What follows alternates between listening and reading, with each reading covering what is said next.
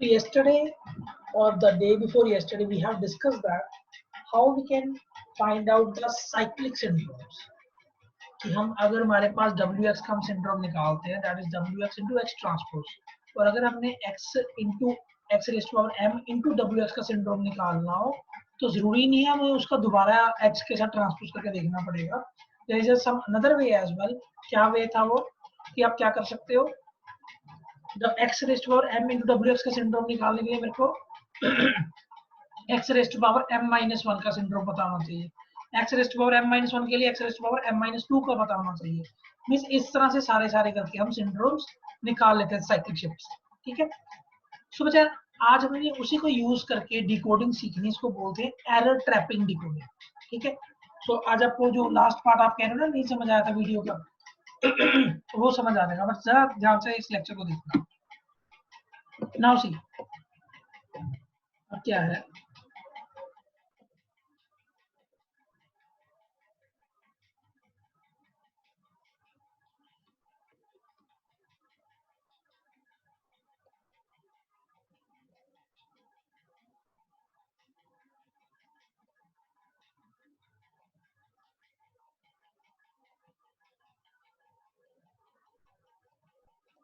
Now see बच्चे A cyclic run, अब ये नई डेफिनेशन है, जरा ध्यान से समझना. डेफिनेशन बहुत सिंपल सी डेफिनेशन है. A cyclic run of zero of length L of an n tuple is a succession of L cyclically consecutive zero components. What do you mean by किसी भी कोड वर्ड को हम कब बोलते हैं cyclic run of zero of length L, जब उसके अंदर बच्चे इकट्ठी आपकी L लेंथ की जीरोस बैठी है. मतलब आप कंसेक्यूटिव इसका जैसे इस जीरो को एक सेकंड शिफ्ट दो तो यहाँ पर ये क्या रहेगी, जीरो ही रहेगी इस पोजीशन पे. समझ आई चीज.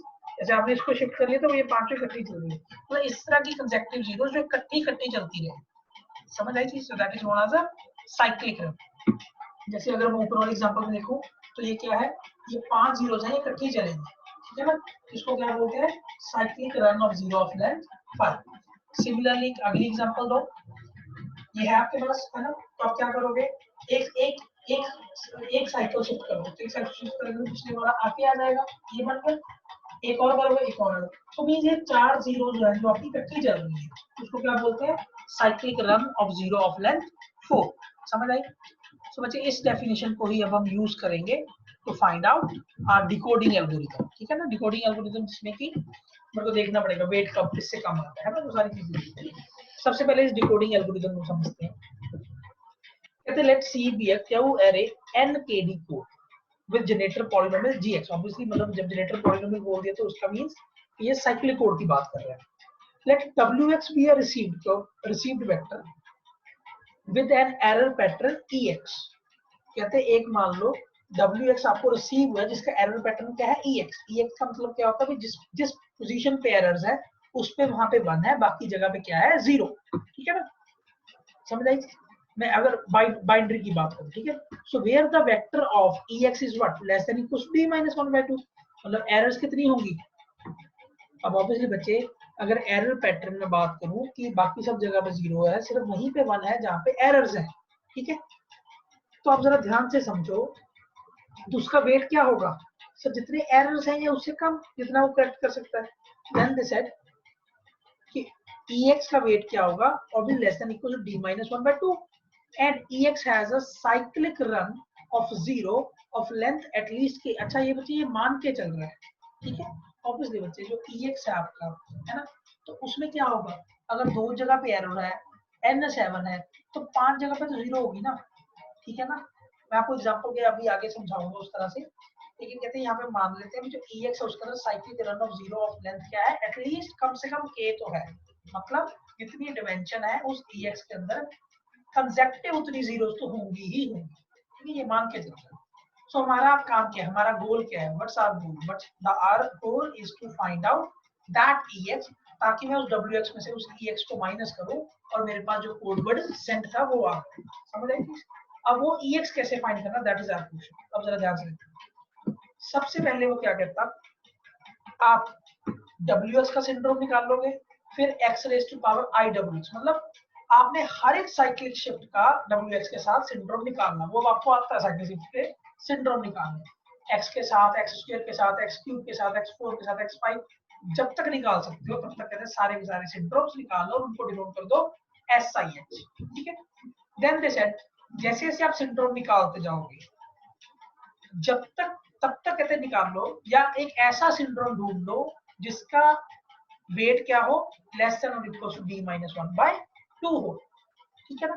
So find m such that weight of the syndrome SMX for x raised to power MWX is less than or equals to d-1/2। समझ आई चीज। देन जब कहते हैं ऐसा आपको सिंड्रोम मिल जाए, मतलब आपको m पता लग गया, SM या m पता लग गया जिसके अंदर ऐसा होगा, देन उस m के लिए आप EX को क्या करोगे, सिर्फ SMX के साथ जो भी आपका सिंड्रोम पॉलिनोमियल वो आया था उसके साथ x raise to power n-m multiply कर, समझ आ गई चीज। एंड देन अच्छा अब ये डिवाइड xn-1 क्यों किया है, ताकि बच्चे जब मल्टीप्लाई करूं कोई भी पॉलिनोमियल की डिग्री n से ज्यादा ना हो जाए, बस ये इसका इस वजह से डिवाइड है, अदरवाइज और कुछ नहीं है। सो उसके बाद में कहते हैं जो भी आएगा उसी को मैं क्या बोल दूंगा, EX बोल दूंगा, और फिर WX माइनस आप EX करोगे तो आपके पास कोड वर्ड रिसीव्ड आता है, समझ आएगी।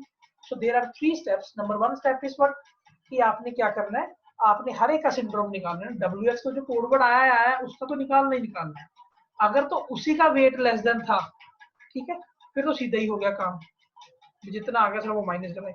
अगर उसका वेट लेस देन d-1/2 से कम नहीं आ रहा उस सिंड्रोम का, तो अब क्या करेंगे, हम साइक्लिक शिफ्ट का सिंड्रोम निकाल लेंगे, x स्क्वायर के साथ, x क्यूब के साथ, इस तरह से करके, और जब तक नहीं है तब तक निकालते रहेंगे, जिस पे आ गया वो m हो जाएगा।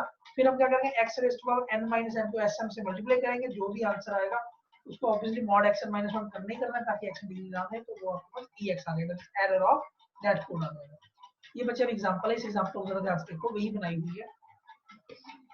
Let's see be the binary cyclic code of length 7 with the generator polynomial this one, ठीक है। Consider the received code, ये बच्चे वही है 743 कोड, ठीक है ना। आपको ये रिसीव्ड कोड वर्ड हुआ है, कहते बताओ आपने इसका दिखाना है कि क्या कोड वर्ड आपको सेंड हुआ था, ये रिसीव्ड है।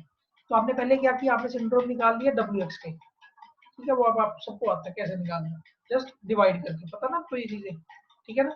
तो वो सिंड्रोम आ गया, ये सिंड्रोम आया तो उसका वेट कितना, इसका 3 है, लेकिन d-1, d कितना था इसका, इस कोड का 3 था डिस्टेंस, 3-1/2 इज व्हाट 1, तो 3 तो 1 से कम नहीं है, इट मींस हमें क्या निकालना पड़ेगा, x into WX का कोड निकालना, सिंड्रोम वो क्या आ गया x+1, उसका वेट कितना 2 is less than equal to 1 नहीं है जी।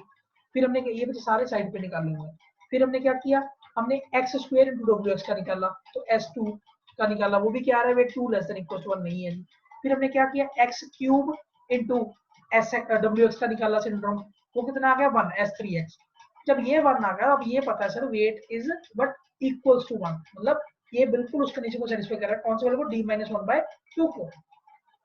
जब ये सेटिस्फाई कर रहा है तो मींस m की वैल्यू क्या आ गई, 3 आ गई ना, समझ आई चीज।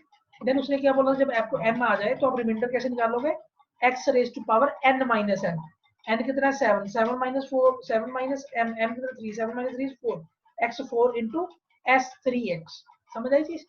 जब आपने मल्टीप्लाई किया वो कितना आ गया x4, बचे अब x7 - 1 से डिवाइड करो चाहे ना करो, क्यों, पहले ही पॉलिनोमियल क्या आ रहा है जिसकी डिग्री 7 से कम है, तो व्हाट इज योर एरर का पैटर्न क्या आ गया, x4, x4 का मतलब क्या है, ध्यान से सोचो, मतलब 5वीं जगह पे 1 है एरर के ई पे और बाकी सब जगह 0 है, मतलब एरर WX के कहां पे हुई, 5वीं जगह पे हुई ना, यही मतलब हुआ उसका। तो वही बचे, चाहे सीधा माइनस करो WX माइनस EX, ये आ गया आपके पास, चाहे वैसे समझ आई। तो इस एग्जांपल को याद रखना, क्योंकि जो आगे मैंने डिकोडिंग एल्गोरिथम जो ये है इसके प्रूफ के लिए मैं इस एग्जांपल की ही हेल्प लूंगा, ठीक है। Now comes to the next example, बच्चे नेक्स्ट एग्जांपल मैं आप लोगों के लिए छोड़ता हूँ, इसमें सारा कुछ वैसे जो आपने पहले नहीं किए, 2 क्वेश्चन, 2 आपको मैंने कोड दिए थे, मैंने बोला था डिकोड करना है ना, अब उसको इस तरीके से डिकोड करके देखना, आपका क्वेश्चन हो जाएगा। उसमें से एक कोड को तो बच्चे डिकोड करके एग्जांपल दिखाई हुई है मैंने, ठीक है, बाकी बच्चे आपको खुद करना पड़ेगा दूसरे वाले, ठीक है ना। आइडिया चाहिए बच्चे, आइडिया आपको यहाँ से मिल जाएगा। अब ये पहले इन्होंने क्या किया, ये W का इसका सिंड्रोम निकाला, ये कितना आ रहा है वेट, ये वेट तो ऑब्वियसली 4 है, ठीक है। अब मेरे को वेट कितना चाहिए, लेस देन इक्वल टू, तो इट मींस इससे नहीं है, तो मैंने क्या किया, x मल्टीप्लाई करके निकाला, फिर x2 करके, कब तक निकाला, जब तक ये नहीं आ गया, तो जाके S7 आया जिसका वेट कितना आया, 2 आया, ये देखो 2 ही है ना सिर्फ, इसका वेट कितना आया, 2 आया। अगर इसका वेट 2 है तो मतलब m की वैल्यू क्या है, 7, m की वैल्यू 7 है, तो मैं क्या करूंगा, I will find out its error pattern. Error pattern क्या आएगा? x raised to power n minus n smx divided by x to the minus 1. n कितना 15, 15 minus 7 is 8. तो s7 क्या था? 1 plus x5. ठीक है, अब यहाँ पे देखो x13 plus x8 आ गया ना, तो यहाँ पर बच्चे मेरे को डिवाइड करने की जरूरत है, समझ आई?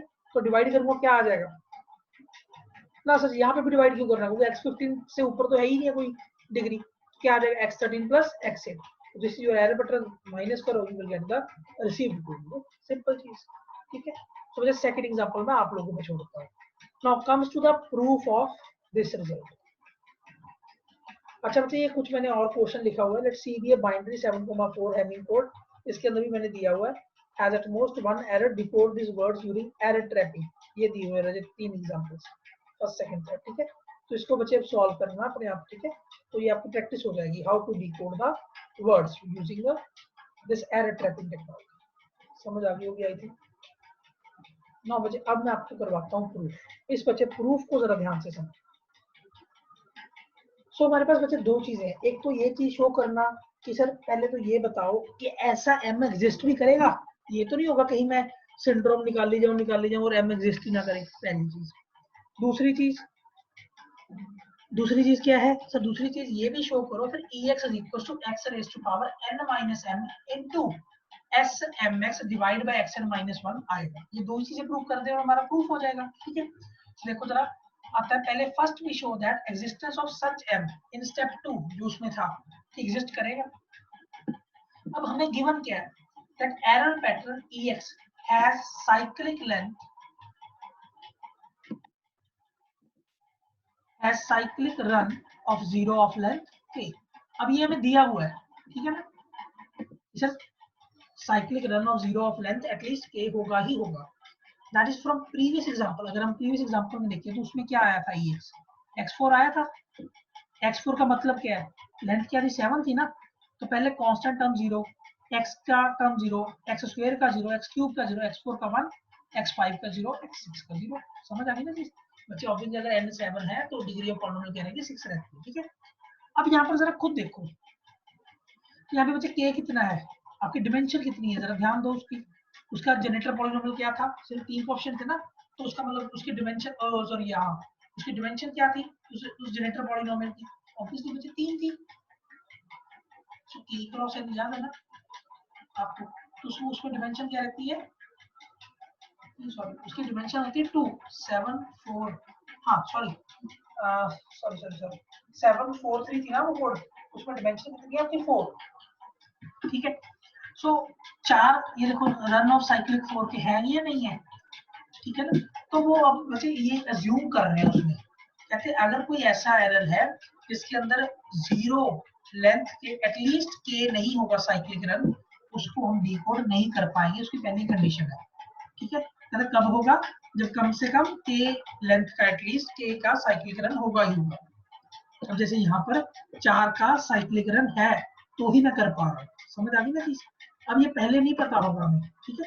अगर नहीं मैच करेगा तो कह देंगे सर जब m एग्जिस्ट नहीं करेगा, सिंपल आ जाएगा. फिर क्या होगा? Incomplete transmission. समझ आई रही चीज? Now see the next thing.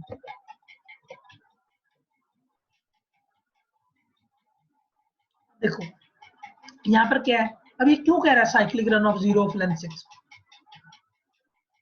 जब कहते हैं ऐसा होगा तो कभी तो ऐसे हो, मतलब जो भी नॉन जीरो एंट्री आप एक एक साइक्लिक शिफ्ट करते जाओ, कभी तो ऐसा आएगा ना कि ये घूम के पहली n माइनस के पोजीशन पे आ जाए.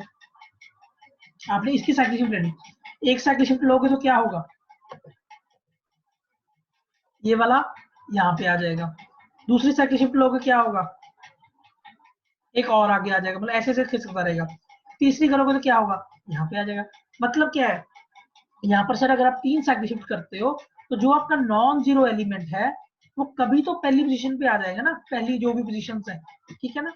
मतलब जहां जहां पे भी बच्चे अब वो नॉन जीरो होगा आप उसके साइक्लिक शिफ्ट करते हो कभी तो आएगा ना. तो वो कह रहा है so by taking m cyclic shifts we can take all the non-zero coordinates of ex in the first n minus k places. तो अब यहाँ पर देखो, यहाँ पे कितनी है? 3 साइक्लिक शिफ्ट्स ऐसी है ही है. जैसे ही मैं इसको मल्टीप्लाई करूंगा बच्चे क्या आ जाएगा? 3 लगाऊंगा तो क्या आ जाएगा? फर्स्ट आ गया ना यहाँ पे नॉन जीरो. तो हमें क्या चाहिए था? n माइनस के प्लेसेस. n माइनस के मतलब k कितना आपका 4, 7 माइनस 4, बच्चे यहाँ पे 4 है, ठीक है, प्लीज यहाँ पे ठीक कर लेना, ये गलती मेरी है। सो 7 माइनस 4 और यहाँ पे आपका आ जाएगा 3। तो पहली 3 जगह पे सारे के सारे नॉन जीरो आ जाएंगे, तो आ जाएंगे बिल्कुल। हम साइकिल शिफ्ट करते कभी कहते हैं जो भी वो साइकिल शिफ्ट करोगे वो क्या होगा, वही आपकी m की वैल्यू होगी। समझ आई चीज? सो अब m तो हमारा एग्जिस्ट करने लग गया, ठीक है। अब बात आती है कि सर ex को शो करो x raised to power n minus m into sx divided by वो। Let wx be the code word received and correct code word sent is vx। मान लो wx था रिसीव कोड वर्ड और vx क्या था जो मैंने code word send किया, तो अब wx क्या होगा, vx plus ex, where ex is your error। सारे को मैंने x raised to power m से मल्टीप्लाई कर दिया। अब बच्चे ये मैंने मॉड xn माइनस 1 क्यों लगाया, ये ध्यान देना, क्योंकि सर आपने जब मल्टीप्लाई किया तो हो सकता है किसी में x की पावर n से ज्यादा हो जाए, तो पावर को कम रखने के लिए मैंने मॉड xn माइनस 1 कर दिया। समझ आ गया यहाँ तक? मतलब ये सिर्फ क्या बना है कि जैसे मैंने x raise to power m से मल्टीप्लाई किया तो it means just cyclic shift हो रहा है और कुछ नहीं हो रहा। समझ आई चीज? क्लियर हुई ना ये चीज? कोई मॉड xn माइनस 1 मैंने लगाया ही इसीलिए है, ये सिर्फ क्या डिनोट कर रहा है, इट्स जस्ट साइक्लिक शिफ्ट। मतलब wx की भी बच्चे m जगह पे शिफ्ट हो जाएगी, ओरिजिनल जो कोड वर्ड था वो भी m जगह पे शिफ्ट हो जाएगा और जो एरर है वो भी शिफ्ट हो जाएगी, ठीक है। अब मैंने क्या किया, मैंने gx से डिवाइड कर दिया। ऑब्वियसली बच्चे ये क्या रहे, ये जो कोड वर्ड भेजा गया था, ये जो साइक्लिक कोड है जो मतलब सॉरी जो ये है जो रिसीव हुआ था साइक्लिक शिफ्ट के साथ, ये जो भेजा गया था, ये जो एरर है। समझ आ रही है चीज? अब बच्चे जब मैं gx से डिवाइड करूंगा तो ये तो बच्चे साइक्लिक का ही कोड वर्ड है ना जो भेजा गया है, तो ये तो gx का मल्टीपल होगा, तो ये तो gx से डिवाइड करोगे तो 0 हो ही जाएगा। बोलो समझ आई ना ये चीज? तो ये तो gx से डिवाइड करोगे ये तो 0 आएगा, क्यों? क्योंकि ये तो सर कोड को ये तो जो आपने कोड लिया उसी का कोड वर्ड है। समझ आई चीज?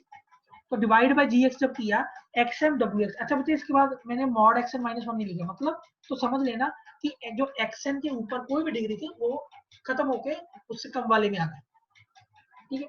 फिर मैंने मॉड gx किया, मॉड gx से gx किया, तो ये जो कोड वर्ड है आपका ये c का ही कोड वर्ड है, तो ऑब्वियसली ये मॉड x क्या होता है 0, तो क्या बच जाएगा, this is equals to this, मतलब एरर और wx का जो सिंड्रोम, क्योंकि ये बच्चे जब डिवाइड कर रहे हो तो वो क्या आ रहा है, xm wx को जब आप gx से डिवाइड करो मतलब क्या आ रहा है, जो रिमाइंडर आएगा ये इसका सिंड्रोम, ये इसका सिंड्रोम। मतलब एक चीज तो क्लियर होगी कि सिंड्रोम ऑफ एरर पैटर्न और syndrome of code word receive क्या होते हैं, सेम होते हैं, वो यहाँ से हमें निकल लगता है, ठीक है ना।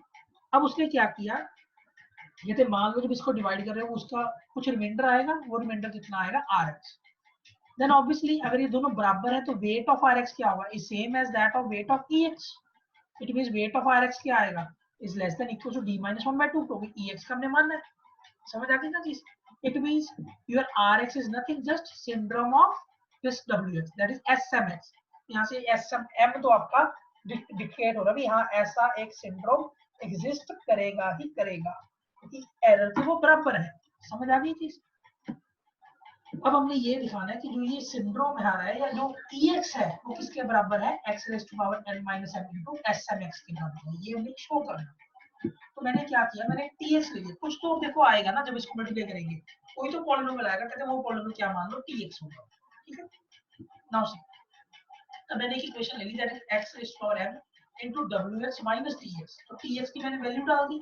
जब बच्चे ये मैंने वैल्यू डाल दी तो यहाँ से जरा ध्यान दो, x raised to power m wx minus x raised to power, ये जब x raised to power m बाहर था ना तो ये मैंने क्या किया था, ये आपका ts की वैल्यू डाली थी, जब ये मल्टीप्लाई होगा तो xm wx हो जाएगा, इधर होगा तो xn smx हो जाएगा। समझ आई थी? xm into wx क्या होता है, syndrome of cyclic shift of m cyclic shift of wx, smx आ गया, ये ऐसे रह जाएगा, ठीक है। smx आपका कॉमन निकल जाएगा, क्या आ जाएगा x raised to power n minus 1, ठीक है। तो फिर ये क्या आ जाएगा कॉमन, तो 0 xn minus 1। समझ आई चीज? तो ये चीज किसके बराबर आ गई, 0। अब बच्चे ध्यान से देखो वेट ऑफ tx क्या है, now see what is weight of t। अब tx क्या है, पहले तो tx समझते हैं, tx है क्या चीज, आप x raise to power n minus n को smx से मल्टीप्लाई कर दो।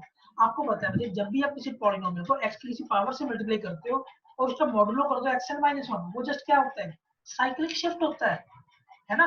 जैसे मान लो बच्चे मेरे पास WX एक x स्क्वायर आया, ठीक है, मैंने x से मल्टीप्लाई कर दिया तो वो क्या हो जाएगा x क्यूब, मतलब जो दूसरी जगह पे पोजीशन पे चीज बैठी है वो किस पे चलेगी, तीसरी जगह पे चलेगी, यही बना।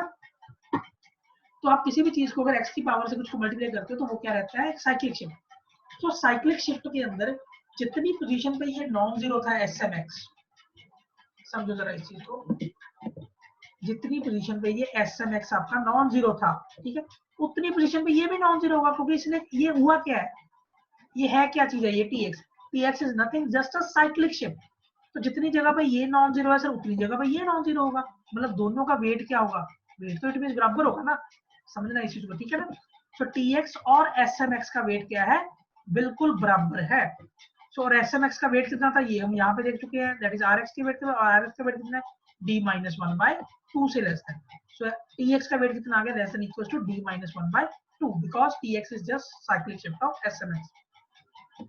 नाउ अब x raise to power m क्या है, वो तो बच्चे gx के साथ क्या होगा, कॉन्ग्रुएंट टू GCD 1 है उसकी, क्यों, क्योंकि gx इज इररेड्यूसिबल मॉनिक पॉलिनोमियल, ठीक है। सो अगर x m का GCD gx के साथ 1 है तो ये वाली चीज 0 होगी, तभी 0 आ रहा है, it means wx minus tx is congruent to 0 mod x, this implies gx must divides wx minus tx। मतलब यहाँ से एक चीज आ गई कि wx minus tx can be written as a multiple of gx, it means and multiple of gx मतलब it is a code word, समझ आ गया ना, सी के अंदर सारे कोड वर्ड्स तो gx के मल्टीपल है, तो wx minus tx is nothing just a code word, है ना। अब wx minus tx belongs to c, it means what, wx का कोसेट और tx का कोसेट क्या होगा, सेम होगा। अब करते तो a minus b belongs to x का मतलब क्या होता है, a plus x is equal to b plus x, समझ आ गई चीज। so wx and tx lies in a same coset, समझ आई चीज। और tx क्या है, tx भी तो वही चीज है जिसका एरर पैटर्न क्या है, weight is less than equal to d-1/2। अब हर एक कोसेट का जो कोसेट लीडर होता है वो तो सेम होता है, मतलब यूनिक होता है, ये आपने एक रिजल्ट किया था ना, that coset leaders are unique. आपको अगर 4th चैप्टर याद हो बच्चे, उसमें मैंने करवाया था कि लीनियर कोड्स में जो कोसेट लीडर्स होते हैं वो क्या होते हैं, यूनिक आएंगे अगर इस एरर पैटर्न की है, अगर इस d-1/2 से लेस देन है, ठीक है। सो बच्चे ex का भी एरर पैटर्न वेट इसी से कम है, tx भी, तो अभी ये दोनों क्या होंगे, ये क्वेश्चन लीडर्स होंगे और सेम होंगे, है ना। सो ex ये ex अगर ये आ गया तो ex की वैल्यू क्या होगी, ex की वैल्यू जो हमने tx की ली थी वही होगी, ये प्रूफ हो गया आपका। This is the proof of this algorithm. अच्छा बाकी इस प्रूफ को एक दो बार और पढ़ो, फिर आपको याद हो जाएगा, फिर आपको समझ आ जाएगी, ठीक है। सो नाउ बच्चे जो ऊपर तक हमने किया वो सारा का सारा आपका 4th यूनिट का फर्स्ट मॉड्यूल था, ठीक है। सो अब बच्चे हमने आगे जो सेकंड मॉड्यूल स्टार्ट करना है वो है BCH codes, some special cyclic codes, ठीक है। अब जो स्पेशल साइक्लिक कोर्स है उसके लिए मुझे पहले आपको पता होना चाहिए साइक्लोटॉमिक एक्सटेंशन। अब आपको याद होगा जब मैंने आप लोगों को फील्ड थ्योरी पढ़ने के लिए दिया था तब भी आपने कहा था साइक्लोटॉमिक हमें समझ नहीं आया, तो now this is the point जहां पर अब मैं आपको साइक्लोटॉमिक समझाता हूँ, ठीक है। अब हम 1-2 दिन लगाएंगे साइक्लोटॉमिक पे ही, तब हम 4th का सेकंड मॉड्यूल स्टार्ट करते हैं। तो उसके लिए बच्चे साइक्लोटॉमिक के लिए पहले आपको समझना पड़ेगा प्रिमिटिव एलिमेंट्स, ये सारा बच्चे आपने फील्ड थ्योरी में किया हो, बट मैं जस्ट क्विकली इसको रिवाइज कर देता हूँ, ठीक है। Now see, for every element beta of finite field f with q elements, we have beta raised to power q is equals to beta, ये हमें पता है ना, कि अगर आप फाइनाइट मतलब कैरेक्टरिस्टिक आप उसे बोलते हो, है ना, कि this is nothing, this is just a characteristic of field है ना। नहीं कैरेक्टरिस्टिक तो प्लस में आ जाएगा। हमें पता है बच्चे कि हर एक एलिमेंट का अगर f फील्ड आपको q एलिमेंट्स के साथ है, सॉरी नॉट कैरेक्टरिस्टिक, हम इसको उससे करते थे, सॉरी फर्मेट थ्योरम से, है ना। तो वहां से हमें पता है कि सर हर एक एलिमेंट की पावर अगर आप क्या करोगे तो वो सेम आएगा, है ना। नाउ सी, सो पहली क्रोलरी क्या होगी, let f be a subfield of e with field के एलिमेंट्स कितने हैं, q, then an element beta belongs to e lies in f if and only if beta raised to power q is equals to beta, समझ आ गया, मतलब सब field क्या वो field ही बन गया ना, फील्ड बन गया तो वही चीज आ गई, ठीक है। हाँ मुझे फर्स्ट आपकी जो थ्योरम है, ये सारी थ्योरम आपने पढ़ी इसलिए मैं इसका प्रूफ नहीं बता रहा, ठीक है। क्या है, for any prime p and integer n greater than 1 there exist a field of order p raised to power n, ये भी आपको पता है, ठीक है।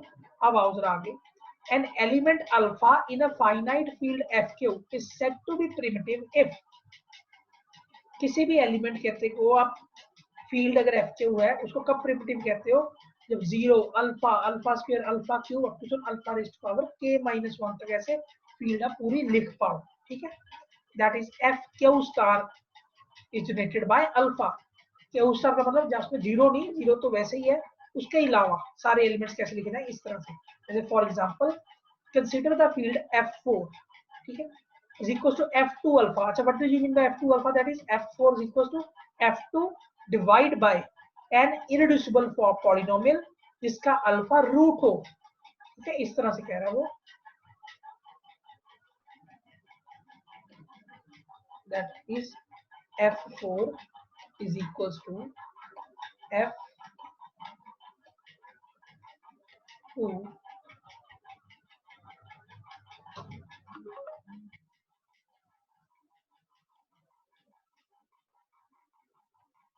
f2 divide by irreducible polynomial, है ना, जिसका अल्फा रूट हो f2 x होना चाहिए, ठीक है, इस तरह। सो ऑब्वियसली अगर f4 है तो अल्फा का रूट किसका होना पड़ेगा, f2 के अंदर है तो अल्फा का रूट होना पड़ेगा 2 डिग्री पॉलिनोमियल, तभी तो 2 रेज़ टू 2 क्या आएगा, 4 आएगा ना। तो उन्होंने बोल दिया where alpha is the root of x square plus x plus 1। तो f4 उसने दिखा दिया कि f4 क्या होगा, 0 1 अल्फा 1 प्लस अल्फा, जो भी अल्फा के रूट होगा, अल्फा का रूट ऑब्वियसली इसका रूट क्या होते हैं, ओमेगा, ओमेगा स्क्वायर कुछ भी रख लो अल्फा को, ठीक है जी। वो कहते हैं f4 बना कैसे आपका, f4 आपका बना alpha is not equal to 1, मतलब अल्फा की पावर पावर करके दिखा देंगे, ये बन गया आपका, ठीक है। अच्छा, और अगली चीज कहते हैं primitive element needs not to be unique. दूसरा कहते हैं क्या हो सकता है, minus alpha raised to power cube is also root of this thing. तो इट मींस इससे भी हम पूरा का पूरा जनरेट कर सकते हैं आपको, तो वो आपके पास कहते हैं ये बनेगा, ये आप कुछ खुद चेक कर लेना, ठीक है ना। प्रिमिटिव वैसे बच्चे आप लोगों ने पढ़ा हुआ, तो मैं इतना डिटेल में नहीं जा रहा, ठीक है। सो आगे एग्जांपल क्या है, order of a non-zero element alpha belongs to F denoted by order of alpha is the smallest positive integer case such that alpha raised to power k is equals to 1।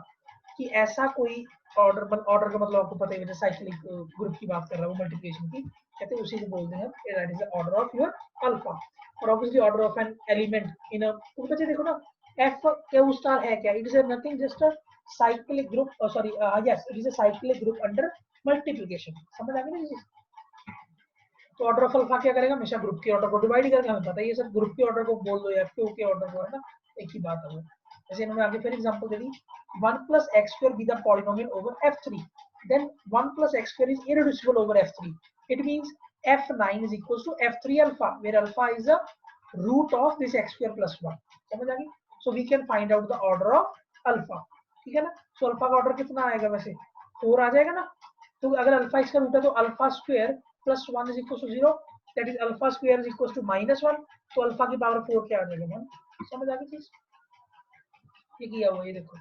So order of alpha is 4, but alpha is not primitive element of f9 because alpha is primitive element of f9 if alpha raised to power 8 is congruent to 1 mod। समझे, वो देख लेना वो सारे elements उससे generate नहीं हो रहे होंगे f9 के, समझ आई चीज।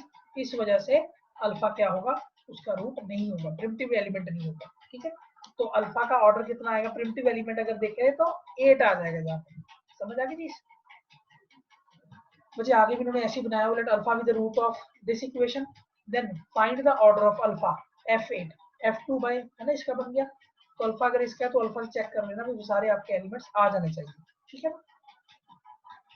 ऐसे ही आगे दे दिया, let alpha be the root of this, obviously 3 की पावर 3 f27 का आ जाएगा, find the order of alpha in this, तो वो सारा आपको देखना पड़ेगा, चेक करना पड़ेगा, ये सारे एग्जांपल दिए के। तो अल्फा की पावर 26 इक्वल्स टू 1 आ जाएगा, it means alpha is primitive, समझ आ गई चीज ना। जब नेक्स्ट आता है मिनिमल पॉलिनोमियल, ये बच्चे सारी चीजें वैसे आपने पढ़ी हुई है, मैं जैसे रिकॉल कर रहा हूँ। A minimal polynomial of an element alpha belongs to Fq when with respect to Fq is a non-zero monic polynomial fx of the least degree in Fqx such that f of alpha is equals to 0। मतलब वो कह रहे हैं minimal polynomial alpha का क्या होगा, एक ऐसा पॉलिनोमियल लीस्ट डिग्री का किसके अंदर, Fqx के अंदर, ठीक है, जिसका वो रूट हो, वो क्या होगा, मिनिमल पॉलिनोमियल, ठीक है। Let alpha be the root of this polynomial. It is clear that two linear monic polynomials x and x plus 1 are not minimal polynomials of alpha. So x square plus x plus 1 is minimal polynomial alpha. क्यों? ये दोनों क्यों नहीं हो सकते? क्योंकि alpha इनको satisfy नहीं कर रहा, अल्फा इनका रूट ही नहीं है। अगर अल्फा रूट होता तो ये होते, अल्फा नहीं रूट है तो अल्फा किसका रूट है? इसका, तो ये उसका मिनिमल पॉलिनोमियल होगा। ठीक है, if we have given minimal polynomial of a primitive element alpha, we would like to find out minimal polynomials of alpha raised to power I। ठीक है, तो कहते हैं फिर हमारा मकसद क्या रहता है कि alpha raised to power i के भी मिनिमल पॉलिनोमियल्स निकालने। ठीक है, अब यही सारी आगे चीजें चलेंगी।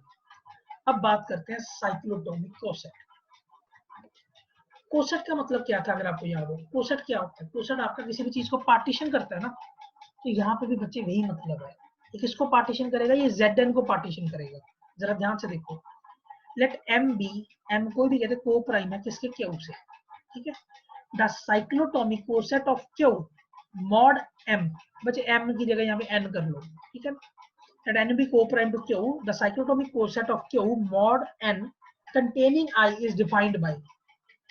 अब कोसेट्स है तो बच्चे ऑब्वियसली सेट बनेंगे। सेट कहते किस तरह से बनेंगे?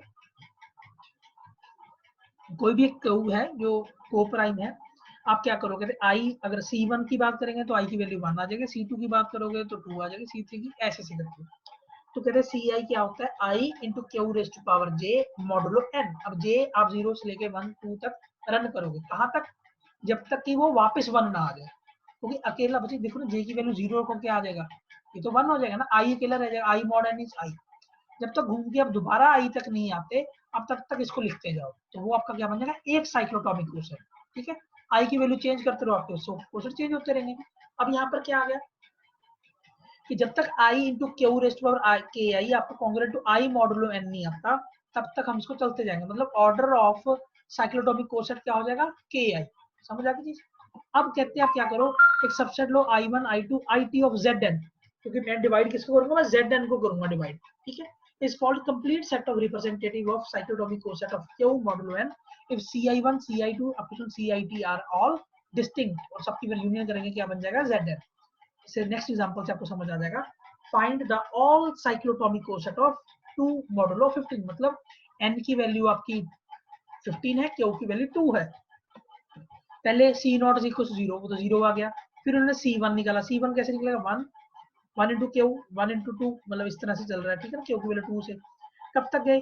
क्योंकि 8 आ गया, 8 के आगे जाएंगे 16, 16 मॉडल ऑफ 15 इज 1, तो वापस 1 आ गया, यहीं पे रुक जाओ। समझ आ गई चीज? ऐसे उसने बच्चे C2 निकाला। अब C2 क्यों नहीं निकाला? क्योंकि 2 इसके अंदर आ चुका, तो दोबारा सेम ही आएगा, वो करके देख सकते हो आप। फिर C3 निकाला। ठीक है, अब C3 के अंदर 6 आ चुका है, हमने नहीं निकाला। 4 यहाँ आ चुका, हमने 4 नहीं किया, तो हमने 5 के साथ कर लिया, 7 के साथ कर लिया। ऐसे करके आपको देखोगे इन्हीं के अंदर आपके सारे 1 से लेके 15 तक, Z15 मतलब 1 से लेके 14 तक आपके सारे एलिमेंट्स कवर हो गए, तो सबकी यूनियन क्या आ जाएगी? Z15। समझ आ गई चीज? ऐसे बच्चे ये अलग अलग एग्जांपल से निकाला हुआ है, n 11 से q 2, q 2, n 13 से q 3, n 11 से, ये आप अपने आप कर लेना। बच्चे आज मैं इतना ही करवा रहा हूँ। ठीक है, क्योंकि टाइमिंग कम है, ये खत्म हो रहा है। ठीक है, आगे लेक्चर इतना बड़ा नहीं है। आप क्या करो, आज बैठ के ना सिर्फ और सिर्फ बच्चे ये साइक्लोटोमिक कोसेट्स जहां तक जितना मैंने अभी आपको करवाया है, इसको एक बार फील्ड का प्रिमिटिव ये सारा पढ़ लो, क्योंकि बीसीएस में मेरे को इसकी सबसे ज्यादा जरूरत पड़ेगी। जो आगे के कुछ क्वेश्चन रहते हैं ना, ये रिमार्क वगैरह, ये मैं आपको कल करवा दूंगा, कोई इशू नहीं। ठीक है, ओके।